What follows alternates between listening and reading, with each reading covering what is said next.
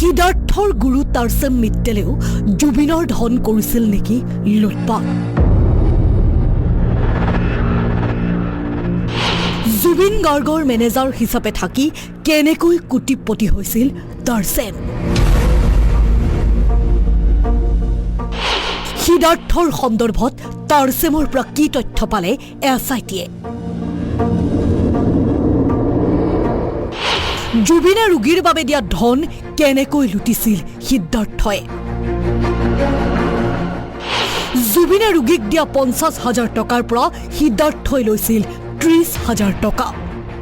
দ্বিতীয়বাৰৰ বাবে CIDৰ কাৰ্যালয়ত এইদৰে উপস্থিত হ'ল জুবিন গাৰ্গৰ পূৰ্বৰ মেনেজাৰ তাৰছেম মিত্তাল।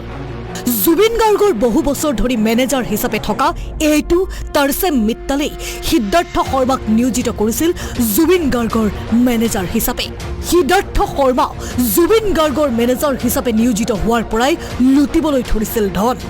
প্ৰতিদিনে পোহৰ লৈ আহিছে সিদ্ধাৰ্থ শৰ্মাৰ বহুতো কুকৃতি। এতিয়া মন কৰক এই যুৱকজনলৈ। দেৱালীত ফটকা ফুটাই থকাৰ সময়ত দুৰ্ঘটনাত পতিত হৈছিল কৌশিক দাস নামৰ এই যুৱকজন। উপযুক্ত চিকিৎসাৰ বাবে ধন নথকাৰ বাবেই জুবিন গাৰ্গৰ ওচৰলৈ গৈছিল সাহায্য বিচাৰি। জুবিন গাৰ্গে 50,000 টকা প্ৰদানৰ দিছিল আশ্বাস আৰু এই ধন দিবলৈ দিছিল সিদ্ধাৰ্থক। কিন্তু সিদ্ধাৰ্থই কেৱল 20,000 টকা দিছিল যুৱকজনক। বাকী 30,000 নিজৰ পকেটত ভৰাইছিল সিদ্ধাৰ্থই। পৰৱৰ্তী পৰ্যায়ত জুবিন গাৰ্গৰ ওচৰলৈ গৈছিল যুৱকজন, কিন্তু সিদ্ধাৰ্থই লগ কৰিবলৈ নিদিলে জুবিনক। জুবিনদাৰ ওচৰত গ'লোঁ অলপমান সাহায্য বিচাৰি। তাৰপিছত জুবিনদা ক'লে যে মই ইমানখিনি দিব নোৱাৰিম, তথাপিও মই 50,000 মান দিম বাৰু। তাৰপিছত সিদ্ধাৰ্থক দিব দিলে পইচাটো। সিদ্ধাৰ্থে তাৰপিছত মই হায়দৰাবাদ গ'লোঁ। হায়দৰাবাদত তাৰপিছত সিদ্ধাৰ্থে 20,000 টকা মাৰি দিছে আৰু গুগল পে'ত। 20,000 মাৰি দিছে। জুবিনদাই 50,000 দিম বুলি কৈছিল। তাৰপিছত সিদ্ধাৰ্থে 20,000 টকা মাৰি দিলে। এইটো 2024 কাৰ বেমাৰ হৈছিল? মোৰে হৈছিল। এই দেৱালীত মানে ফটকা ফুটাই চকুত এক্সিডেণ্ট হৈছিল। মোৰ নাম শ্ৰী কৌশিক দাস। গৈছিলোঁ জুবিনদাৰ ওচৰত। তাৰপিছত সিদ্ধাৰ্থে মানে যাব নিদিলে। ক'লে কি যে এই দাদা শ্বুটিঙত আছে, দাদা কিবা ৰেকৰ্ডিঙত আছে, দাদা বাহিৰত গৈছে, লগ কৰিব নিদিয়ে আৰু মানে। তাৰপিছত প্ৰগ্ৰেমত লগ কৰোঁ, প্ৰগ্ৰেমত আৰু কথা পাতিব নোৱাৰি। কৌশিক দাস নামৰ এই যুৱকজন স্পেচিয়েল ইনভেষ্টিগেশ্যন টীমত উপস্থিত হৈ সকলো তথ্যই প্ৰদান কৰিছে তদন্তকাৰী বিষয়া।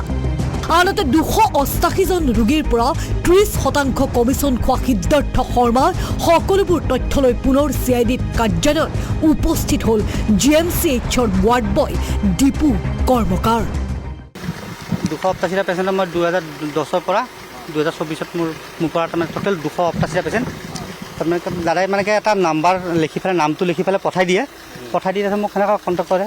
তাৰপিছত পেচেণ্ট পাৰ্টি আপোনালোকৰ নিজৰ থ্ৰু দি মানে গম পাই আহিছে। আহি মানে এটা এটা কৰি তাৰমানে প্ৰমাণপত্ৰখিনি গোটেইখিনি ফাইল চাইল লৈ আহিছে। এতিয়া SITত মাতিছে আজি। পেচেণ্টটো জুবিনদাই যেতিয়া পঠাই দিয়ে ইয়াতে মই খালি ভৰ্তি কৰাওঁ। ভৰ্তি কৰাৰ তাৰপিছত বাকী যিখিনি খৰচ কৰে পেচেণ্টৰ গাৰ্জেনে ফোন কৰে, বাকী কৰে দোকানত। যেতিয়া বিলখন লৈ যায় তেতিয়া মানে 10,000 হ'লে তাৰমানে 3,000 টকা কমাই পেলাই 7,000 দিয়ে। সেইটো হিচাপত আহিব। কিন্তু যেতিয়া তাৰমানে হেৰি কৰিলে আপোনালোকৰ এই জুবিনদা মৰাৰ পিছতে গম পালে বোলে এইটো কমিশ্যনটো 30% খাই আছিলে। আগৰ পৰা মোৰ এইখন পইচা প্ৰতি মেল নাই। কাৰণ মানে মই পেচেণ্টৰ চোৱাৰ দায়িত্ব মোৰ। চোৱাৰ দায়িত্বত বাকী পেচেণ্টে পইচা আনাৰ পিছত মোক খালি কয় যে মই 10,000 হৈছিলে, 3,000 কাটিলে, 7,000 দিলে, 15,000 হ'লে বেলেগ কাটে। আনহাতে SITয়ে জুবিন গাৰ্গৰ মৃত্যুৰ ৰহস্য উদঘাটন কৰিবৰ বাবে CID কাৰ্যালয়লৈ তলব কৰিলে নেমকেয়াৰ হাস্পতালৰ চিকিৎসক শশীভা বৰ্মনক। 2020 চনত জুবিন গাৰ্গ যেতিয়া নেমকেয়াৰ হাস্পতালত ভৰ্তি হৈছিল সেই সময়ছোৱাত কেনেধৰণৰ চিকিৎসা কৰা হৈছিল তাৰ সন্দৰ্ভতো SITয়ে সোধা পোছা কৰিলে চিকিৎসকগৰাকীক। যিখিনি ট্ৰিটমেণ্ট কৰা হৈছে অলৰেডি মই ভিতৰত কৈছোঁৱে বাৰু। চ' সেইখিনি 2020ৰ পৰাই যেতিয়া আৰম্ভ হৈছে তেতিয়াৰ পৰা আমাৰ গোটেই টীম অফ ডক্টৰ্ছে চাইছোঁ, অকল মই বুলি নহয়। চ' সেইখিনি বিষয়ে অলপ তেওঁলোকে জানিব বিচাৰিলে সেইখিনি কথা সুধিছে। কেইবাজনো আছিলে, 5-6 ডক্টৰ্ছ আছে গোটেই টীমে চাইছে।